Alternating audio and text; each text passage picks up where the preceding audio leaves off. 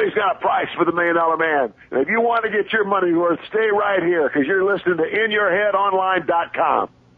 Because my son, he referees, and he's learning, honey, can't do that. He's learning television production right now. Oh, that's cool. And, yeah, he does a little bit of stuff with NXT over when they tape in Orlando. Oh, I really enjoy that show myself, yeah, on Hulu. He's gone to wrestling school. He's, since when he turned 18, he was working around FCW, helping out and doing this, learning to take rings apart, and doing all kinds of stuff. But when he turned 18, it was legal. He went to true wrestling school, and he's tall, slim, good-looking guy. And, thank God he looks like his mom, my ex-wife. Right? It's not like me. But anyway, that's a joke. But he's like,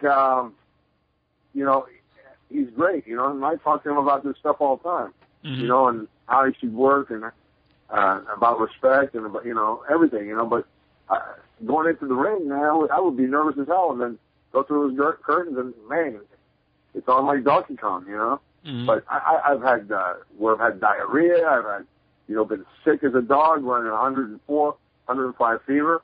You're advertising on the card. You know what? Sick or not? I mean, with every bump, you felt it in every joint in your body. Where you take a bump.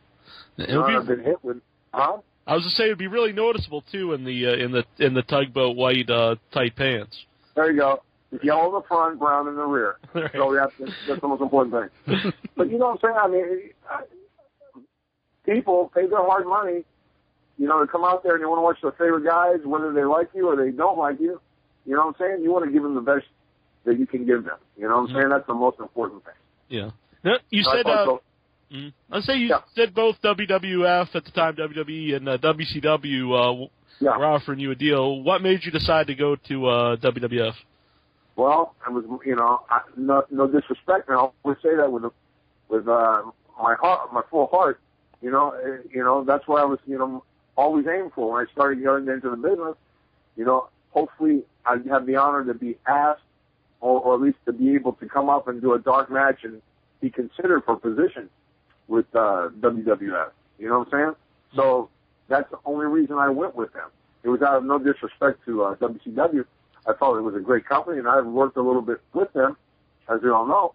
But, I mean, it was just one of those things. And I've had, being on the road as much as I was, I've had a variety of all kinds of different things happen through the years. But, I felt I made the right decision. I was very nervous. You know what I'm saying? It was, once they did, I did a couple of dark matches at different TVs. And then they gave me the opportunity. They said I worked under what I was wrestling as in a pair of normal tights for like 6 months until they came up with the gimmick. And they ran the gimmick by me, and, did I feel comfortable with it? Did I feel, I could, go with it? And, once they give it to you, it's up to you to get the gimmick over. They give you the TV time, you know what I'm saying? But it's up to you to get your gimmick over. Yeah. Pretty much right away, when you had the Tugboat gimmick, you're paired with Hulk Hogan, and was that a lot of pressure? I mean, he's the top guy, like maybe ever in the business. And... Well, it's definitely pressure, but you know what? That's the hand of the wrestling gods there. You know what I'm saying? Mm-hmm. Look at every person that he's ever been associated with, and paying is automatically like a hyper launch for your career. You know what I'm saying? Oh, definitely, yeah. Yeah, I mean, whether you be versus him or working side by side with him, you know what I'm saying? So I thought it was great, and I was, the comical cheerleader, the big portly man, in the funny sailor hat. Yeah. You know what I'm saying? I enjoyed it myself. So. You know what I'm saying? Mm-hmm. Well, that's the thing, I still watch cartoons. I'm still a big kid. I'm going to be a big kid till they plant me 6 feet under. Okay, but the bottom line is this. You know what I'm saying? Here was an opportunity to have fun with, what do you call a funny Popeye's adversary, Yeah, I thought it was kind of like, it was like a good guy version of Bluto. Yeah, they pushed us together, Popeye and Bluto, and created the Tugboat. You know, so I had fun with it, and I love kids, you know, and I had fun with the stuff. Here, and, you know, it put me with, you know, with Hulk, you know, and, man, it was a natural. And when he did all the angles and stuff like that, and when Quake hurt him, put him out, I'm on there pitching wristbands, Hulk rule wristbands, you know, taking those vitamins, you know, and, you know, working out and doing the right thing and blah, blah, blah, blah, and, you know, so it was awesome, man. I had fun with it. I definitely had fun with it. Mm-hmm. You know, and people to this day associate me with that. I mean, you know, the Typhoon character, no doubt, because I had a great, there was no deal going from there.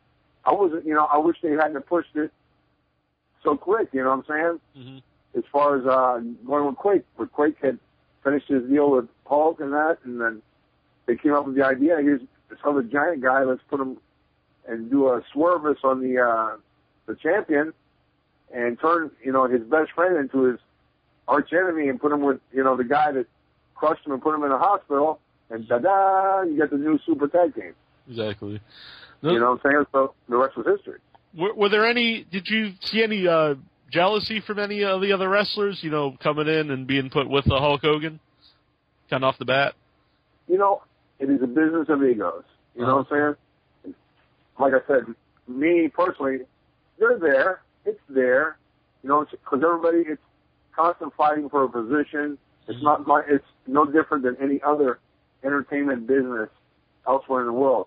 No matter how nice they act on TV, there's always going to be underlying tension and people fishing for the spotlight. You know what I'm saying? I felt grateful for any good things that business ever had done for me. You know what I'm saying? And there was jealousy and this and that. When I seen somebody that got a break and stuff like that, I'm like, man, you know, and I heard other people say this or that, you know, and the other thing, you know, I was like, you know, awesome, man, you know, good for that guy, you know. Right. He works hard, he has it, you know what I'm saying, and, you know, God bless him, you know. But that's my feeling, man. But I mean, that's how my parents raised me. If that makes any sense. I mean, what was Hulk Hogan himself like? He was awesome, man. He was a Port Tampa boy. I mean, a lot of guys in professional wrestling, he helped a lot of careers, you know, and a lot of guys that worked with him, you know what I'm saying? He was always kept close around them. Yeah. You know, and he was a nice, honest guy. I mean, real cool to hang out with, and, just, you know, I mean, just real genuine. You know, what you've seen is pretty much what you got. Yeah. I'm going to say real quick, because you brought that up, you know, he had people around him that were like his friends, and I've heard people like say that as a negative thing, like he would help his friends get jobs places, but I never understood how it would be a negative thing. That sounds like being a good guy to me. Trying to, you know, help him out. Sounds great. Yeah. And I never understood it. Yeah. Tell you that. There we go. Back to what you initially asked me about as far as the, you know, people in the background. And some of the people, you know what I'm saying, in the background can act like, you know, one way to a guy's face and then, you know, turn a different way, you know, and you pick it up, you know, and you're like, all you can do is just shake your head, you know what I'm saying? Yeah. You know, I mean, wishing stuff and talking nasty about people, that's like bad karma, man. I believe in karma, you know? Yeah. And I believe, you know, you should be grateful for what you get. You know, it's not bad to want to be ambitious or to want to do better, you know what I'm saying? But it's bad karma, and, you know, bad people suck, period. You know? Right. I firmly believe in that. Okay? And, you know, that's what I'm saying, you know. Was there the hand you bite? Yeah. Was there a special atmosphere, or like when you were in the ring with Hulk Hogan, especially at that time? You know, with like the crowd and everything. Oh man, well, it definitely made it a lot easier. Okay. I mean, but you know, here you got this guy here that's hotter than a firecracker. You know what I'm saying? And all he's got to do is wave his hand and the people pop. You know, it's definitely, yeah. Or shake his hand and they just come unraveled. You know what I'm saying? Yeah. The fans just go nuts. So definitely, you know, and you're associated with that guy, it makes your work that much easier also. What about Vince McMahon? You know, when he come to the company, was he the one who came up with the gimmick or presented it to you? Well, the gimmick was, you know, they've always worked almost in a committee type atmosphere with all their stuff. Mm-hmm. You know what I'm saying? Now more writers are involved and stuff and everything like that for the shows and everything like that. But, you know, they've always, you know, coming up with ideas and that stuff. Because, you know, obviously, Vince is a very smart man, but, you know, more heads work better than one head. You know what I'm saying? Mm-hmm. As far as ideas and proposing ideas or thinking about angles and stuff like that. It's just good business, you know what I'm saying? Mm-hmm. Show me what you got. It's no different than an ad agency trying to write an ad for or how to use the new Chevrolet that's coming out or the new Pontiac that's being, you know, made or whatever. You know what I'm saying? It's the same kind of deal. You know, pitching the idea, coming up with once you get the outfit, the idea together of a character, you know, proposed outfits and stuff like that, you know, all these things are there, you know, what's going to best work for this guy. Then it's putting it on you, giving you the gimmick. Are you comfortable with it? Comfortable enough that you can run and make this thing get over. I can give you time. Time on television costs millions and millions and millions of dollars, especially when you're talking about prime time, which most of the shows are prime time. Mm-hmm. Okay? The advertisers, their advertising are paying big bucks to be on those time slots because they are heavily watched time slots. You know what I'm saying? It's like going, you know, they tell you the figures every year at Super Bowl time, what they cost. You know what I'm saying? Mm-hmm. Same thing, yeah.